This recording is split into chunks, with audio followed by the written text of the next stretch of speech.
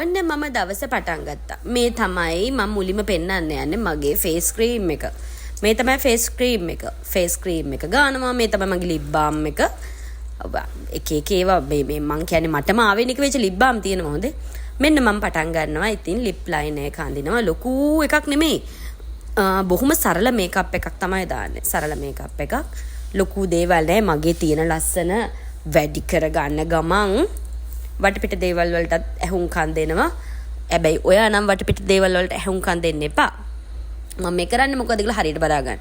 මස්කාරා එක ගන්නවා. මම ගන්න ඉතින් මොනවද ෆේස් ක්‍රීම් එකයි, ලිප් ලයිනර් එකයි, මස්කාරා එකයි.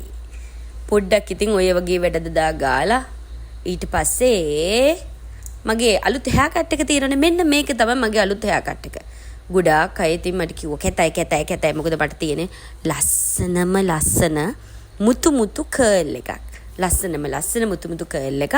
ඉතින් අත කරේ තියාගෙන හරි කමක් නෑ. මම මගේ ලස්සන ගැන හිතන ගමන්. මොකද කියන්නේ ඉතින් මේ ගිනි දවල් නෙමෙයි, උදෙත් නෙමෙයි.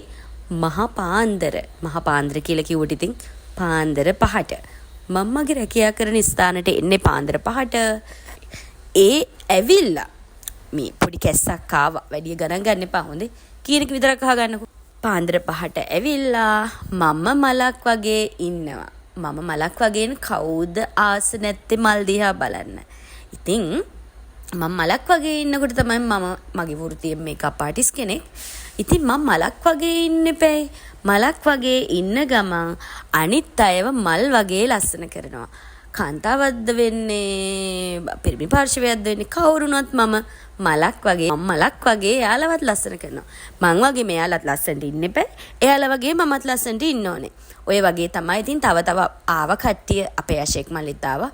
S2 පේන්නේ නැහැ ඉතින් කණ්ණාඩි දෙක දාගත්තේ නැති වුණාම මුකුත් කරගන්න බෑ. අඩුමතරේ මට මාව පේන්නේ නැති තරම් කණ්ණාඩි දාගත්ත නෑ. හැබැයි ඉතින් කණ්ණාඩි දැම්ම කියලා මේකප් එකට නම් ඉතින් හානියක් වෙන්නේ නෑ. මේ තමයි මගේ කොණ්ඩේ.